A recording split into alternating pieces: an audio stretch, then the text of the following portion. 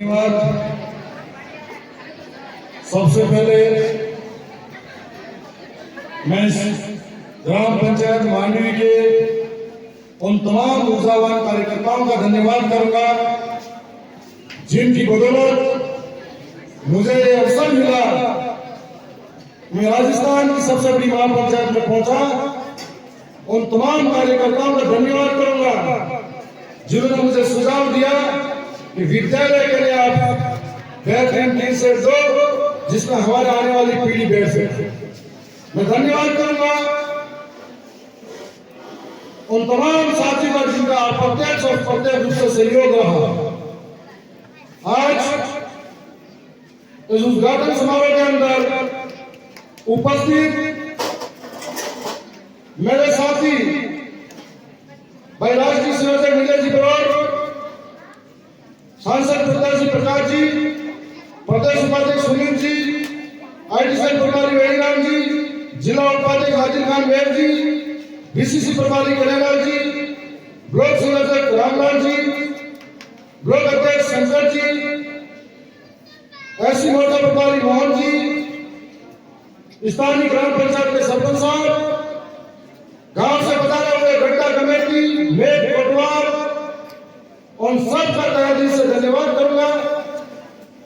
Police का प्रशासन, पंचायत समिति से आए हुए सचिव साहब, शिक्षा विभाग से आए तमाम साथियों का भी धन्यवाद करूंगा। इस मौके पर मेरे सामने बैठे हुए भारत का भविष्य और मेरे छोटे भाई बहनों का भी आज के इस कार्यक्रम के लिए धन्यवाद आभार करूंगा। आज इस ऐतिहासिक अवसर पर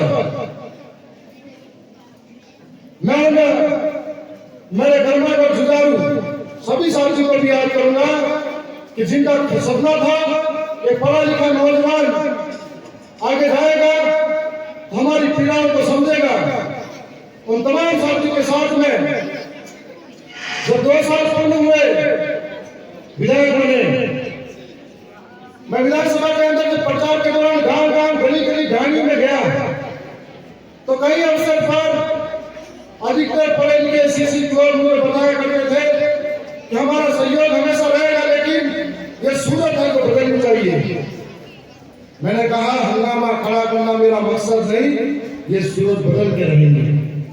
और उसके साथ में पूरे विधानसभा के अंदर ऐसे कई विद्यालय हैं जिनके अंदर ऐसी भौतिक सुविधाओं की आवश्यकता है, ऐसे कहीं देव स्थान हैं जहां पूरा पूरा गांव बैठता है, वहां पर चबूतरे 12 दिन की आवश्यकता है।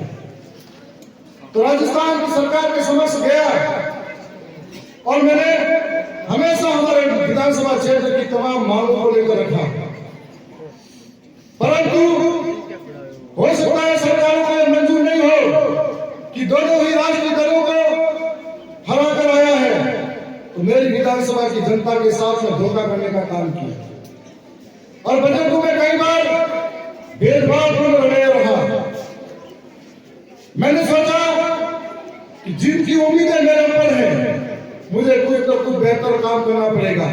एक रणनीति और योजना के माध्यम से आगे बढ़ रहा हूं और विधानसभा के अंदर जो छोटे छोटे भाई बहन चुनाव के दौरान मेरे स्टार प्रचारक थे, जिनको मालूम नहीं था कि चुनाव कैसा और क्या है, लेकिन उनकी जुबान पे नाम था हमारा भावरा भरा। तब मुझे लगा कि उनके लिए कोई बेहतर काम करना चाहिए। धलियावाद विधानसभा की ऐसी 100-200 के करीब विद्यालय के अंदर लैपटॉप और प्रोजेक्टर दिए और जैसे 200 स्कूल के अंदर जब दिए तो गिन चुनी एकदम विद्यालय के अंदर में गया। वहां के गुरुजी ने बताया कि आज डिजिटल युग के अंदर हम लोगों को बहुत परेशानी आती थी। शिक्षा विभाग ऐसा विभाग है जिसके अंदर सबसे ज्यादा जिम्मेदारियां दी जाती हैं।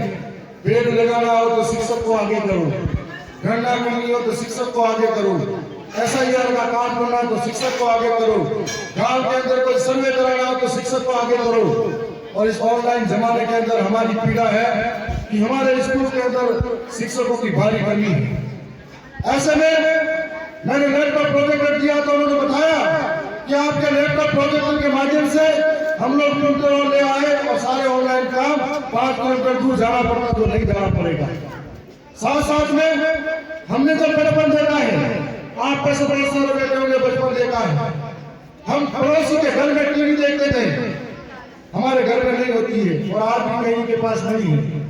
ऐसे में डिजिटल युग के अंदर हमारा बच्चा ऑनलाइन शिक्षा को ग्रहण करेगा, एक पर्दे के ऊपर पढ़ेगा लिखेगा और बेहतर समझ विकसित करेगा।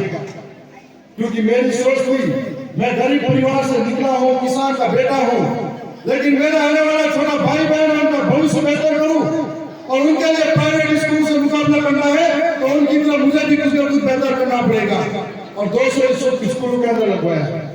उसके बाद में शिक्षा को बेहतर और गुणवत्तापूर्ण करने के लिए मैंने और भी प्रयास किए थे।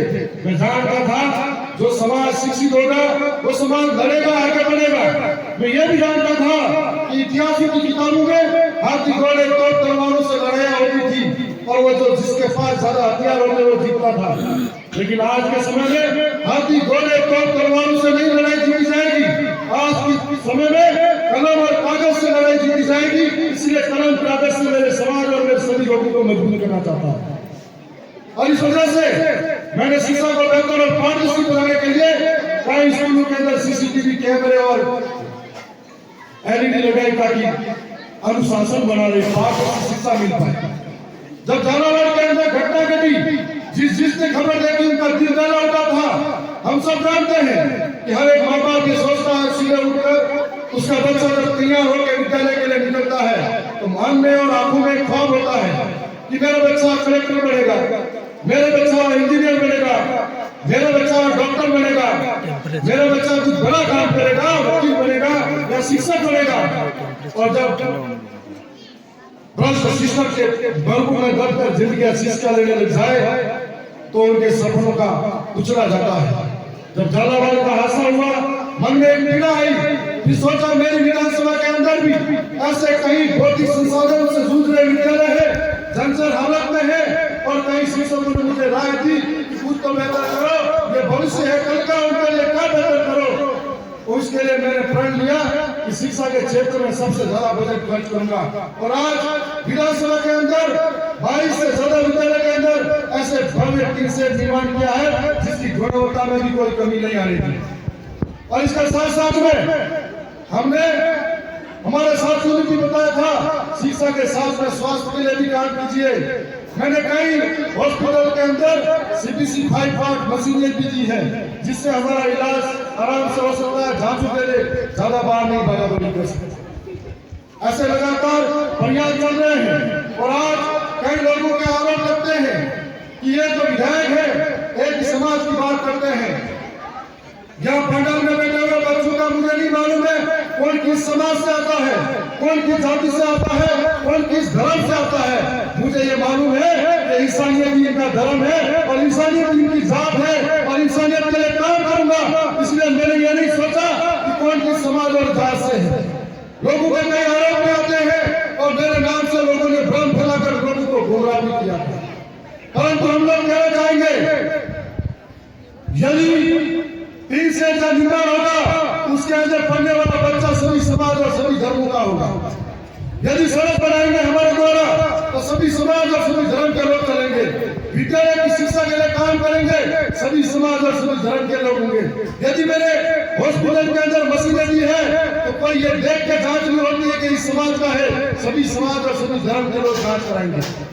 हम लोग राजनीति में राजनीति करने नहीं आए हैं, राजनीति में बदलाव करने आए हैं और ऐसा बदलाव जो पहले कभी नहीं हुआ था।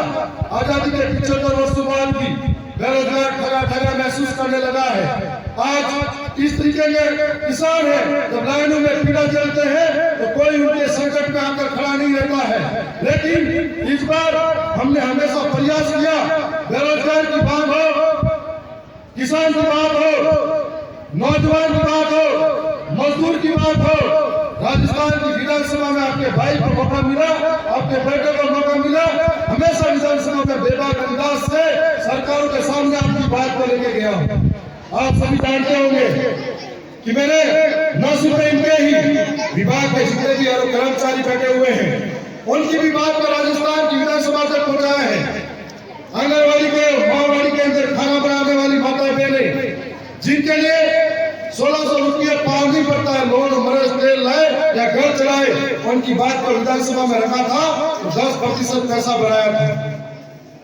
शिक्षकों के थर्ड ग्रेड टीपीसी की बात हो, थर्ड ग्रेड ट्रांसफर की बात हो, उसकी बात को भी विधानसभा में पहुंचाया था। यहाँ पुलिस के भी जवान भी बैठे हुए हैं, उनकी भी बात को राजस्थान की विधानसभा में पहुंचाया था।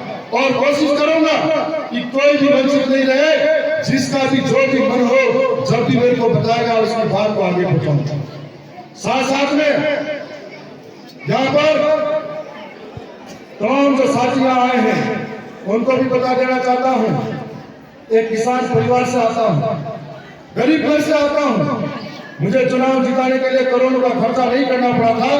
आप जैसे साथियों ने अपने मन से मुझे सहयोग किया था, इसलिए मैं किसान की पीड़ा को समझता हूँ। राजस्थान के अंदर जब खाद की कालाबाजारी हो रही थी, खाद के लिए किसान सड़कों पे था, जो अंदर पूरे प्रदेश का पेट भरता है वो सड़कों पे लाइनों में था। तो राजस्थान के अंदर सबसे ज्यादा अगर खाद आया तो धरियावद विधानसभा के धरियावद में आया। और हमने प्रयास किया था कि किसी के साथ में कोई भेदभाव नहीं हो, और हमने बेरोजगारों की पीड़ा को झेलते हुए हमेशा लगातार भी बात पर आवाज रख रहे हैं।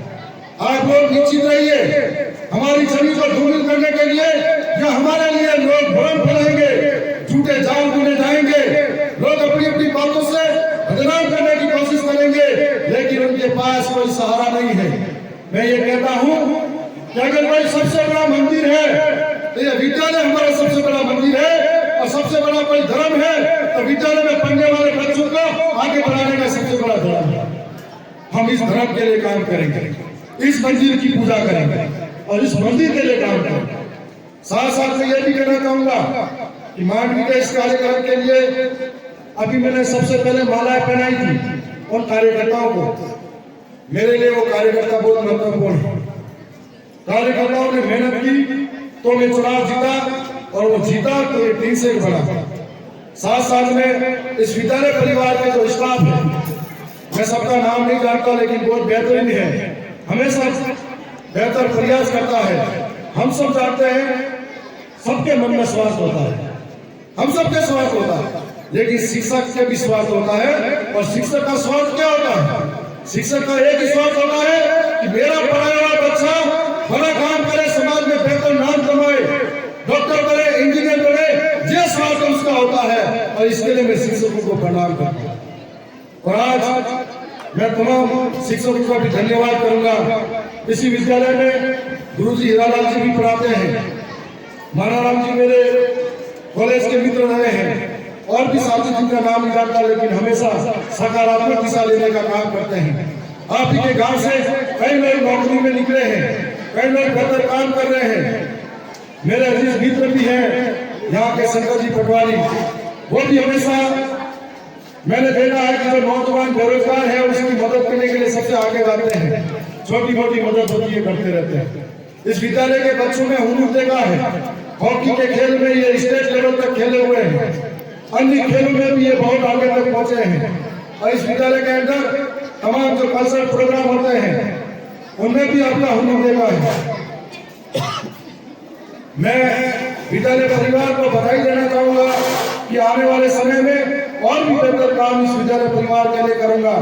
गांव के समाजजनों से भी अपील करूंगा, हमें सुविधाओं के मामले में बहुत सारी आवश्यकता है। आप देखोगे तो सारी विद्यालयों के अंदर कमरों की आवश्यकता है। आप अगर देखोगे तो गांव-गांव की गलियों में सीसी रोड की आवश्यकता है। आप देखोगे तो मंदिरों पे अपने बैठने की व्यवस्था नहीं है, लेकिन पहली व्यवस्था की जरूरत अगर है तो विद्यालय के लिए है। आपको भी अगर हमारे पास कोई मांग की बात होती है तो पहली प्राथमिकता मेरी तरफ से जरूर रखना विद्यालय के लिए, क्योंकि हम ये जानते हैं कि ये देवरा ऐसा है जहाँ पर 365 दिनों में 300 दिन विद्यालय के अंदर हमारा भविष्य बैठता है। और दूसरा, हम 15 अगस्त 26 जनवरी पे हमेशा इसका जो सहयोग बड़े करना है। साथ साथ में ये भी कहना चाहूंगा कि गांव के विद्यालय के अंदर हम लोग देखते हैं प्राइवेट के अंदर जब बच्चा पढ़ता है तो सुबह माँ बाप तैयार करते हैं और सुबह उठते उनको लेके जाते हैं। हमारा बच्चा सरकारी में पढ़ता है, साल में एक बार की फर्क पड़े, ऐसी सोच है हमारी। इसलिए हमारे बच्चे की भी हमको देख रेख करनी, तो हर महीने मास्टर साहब से पूछ के आओ कि बच्चा कैसा है, पढ़ाई करता है कि नहीं करता है, लगातार आ रहा कि नहीं आ रहा है। इस तरीके से हमारे बच्चे का ध्यान रखना है और हमको पूरा सहयोग इस शिक्षा विभाग के साथ जोड़ना है, देना है। आपका भाई राजस्थान की विधानसभा सत्र चल रहा है और लगातार सत्र चलता है, तो मजबूती से आपकी आवाज को राजस्थान की सरकार के सामने रखता हूँ। अब भी कोई बात आएगी, सबकी बात को रखी जाएगी, और जो मानसिकता है कि हम लोग कुछ लोगों के लिए सोचते हैं वो गलत है। हम लोग हर एक वर्ग के लिए, हर एक समुदाय की बात को आगे लेके जाते हैं। मैं पुनः विद्यालय परिवार का धन्यवाद करूंगा जो मान सम्मान हमको दिया। गांव के सभी गणमान्यों का भी धन्यवाद करूंगा जो मान सम्मान हमको मेरे साथी को दिया, उसके लिए भी बहुत बहुत धन्यवाद करूंगा। और आगामी जो परीक्षा है उनके लिए आपको मेरी ओर से शुभकामनाएं दूंगा। जो बच्चे पढ़ेंगे लिखेंगे आगे बढ़ेंगे, उनके लिए एक और बात बताना चाहूंगा कि इस विद्यालय परिवार के गुरुजी अगर उनको भेजा जाए राजस्थान की विधानसभा के अंदर, तो 50,000 का अनुदान राजस्थान सरकार द्वारा दिया जाता है उनको भ्रमण के लिए।